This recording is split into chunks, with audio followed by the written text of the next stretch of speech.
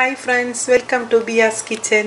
ഇന്ന് ഞാൻ ഇവിടെ ഷെയർ ചെയ്യുന്നത് തലശ്ശേരി സ്പെഷ്യൽ ബിരിയാണി മസാലപ്പൊടിയുടെ റെസിപ്പിയാണ്. ഇനി നമുക്ക് നമ്മുടെ തലശ്ശേരി സ്പെഷ്യൽ ബിരിയാണിയുടെ മസാല ഉണ്ടാക്കാം. ഇതിനു വേണ്ടിയിട്ടുള്ള ആവശ്യമായ സ്പൈസസ് എന്തൊക്കെയാണെന്ന് നോക്കാം. ഇതിനായിട്ട് എടുത്തിരിക്കുന്ന സ്പൈസസ് രണ്ട് ബിരിയാണി ഉണ്ടാക്കുന്നതിന് ആവശ്യമായിട്ടുള്ള രീതിയിലാണ് എടുത്തിരിക്കുന്നത്. അപ്പോൾ ഇതിനായിട്ടുള്ള സ്പൈസസ് എന്തൊക്കെയാണെന്ന് നോക്കാം. 2 ടീസ്പൂൺ പെരിഞ്ജീരകം, 2 ടീസ്പൂൺ നല്ല ജീരകം, 2 ടീസ്പൂൺ സാജീരകം, 1.5 ടീസ്പൂൺ കുരുമുളക്, 6 പീസ് ഗ്രാമ്പു, 1 പീസ് തക്കോലം, 4 ചെറിയ പീസ് കറുവപ്പട്ട, ഏലക്ക 1 ടീസ്പൂൺ, നട്ട്മഗ് ഒരെണ്ണം എടുത്തിട്ടുണ്ട്. അതുപോലെ തന്നെ കാശ്മീരി ചില്ലി 4 പീസ് എടുത്തിട്ടുണ്ട്. ഇനി ഇതിലേക്ക് 2 ടീസ്പൂൺ കസ്കസ് എടുത്തിട്ടുണ്ട്. ഇനി നമുക്ക് മസാല പൗഡർ റെഡിയാക്കി എടുക്കാം.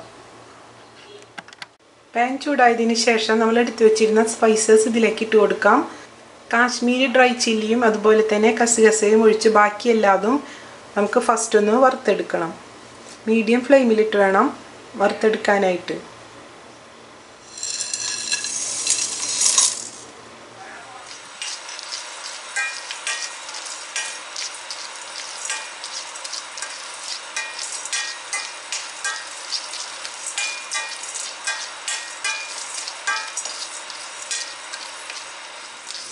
പിന്നെ ഇത് വറുത്തെടുക്കുന്ന സമയത്ത് ഇത് കളർ മാറിപ്പോകാത്ത രീതിയിൽ വേണം വറുത്തെടുക്കാനായിട്ട്.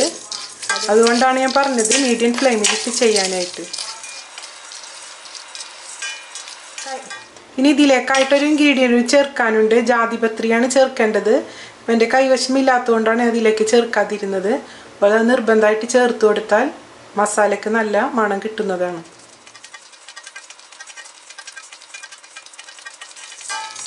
ഏകദേശം ഫ്രൈ ആയി വന്നിട്ടുണ്ട്. ഈ സമയം ഇതിലേക്ക് നമുക്ക് നേരത്തെ മാറ്റി വെച്ചിരുന്ന മുളക് ചേർത്ത് കൊടുക്കാം.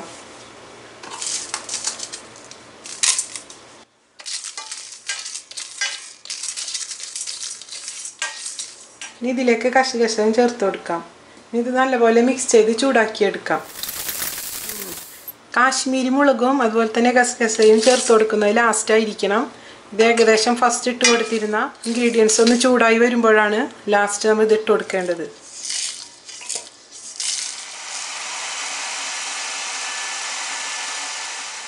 അങ്ങനെ നമ്മുടെ തലശ്ശേരി സ്പെഷ്യൽ ദം ബിരിയാണിയുടെ മസാല പൗഡർ ഇവിടെ റെഡിയായി കഴിഞ്ഞു. ഇതെല്ലാവരും ഒന്ന് ട്രൈ ചെയ്ത് നോക്കണം. നമ്മൾ സാധാ ഉണ്ടാക്കുന്ന മസാലപ്പൊടിയിൽ നിന്ന് വളരെ വ്യത്യസ്തമായിട്ടുള്ളൊരു മണമാണ് ഇതിനുള്ളത്. തലശ്ശേരി ദം ബിരിയാണി നമ്മൾ റെഡിയാക്കി എടുക്കുമ്പോൾ ഈ മസാല ചേർത്ത് റെഡിയാക്കി എടുത്താൽ ട്രഡീഷണൽ ടേസ്റ്റ് നമുക്ക് റെഡിയാക്കി എടുക്കാൻ പറ്റും. റെഡിയാക്കാം.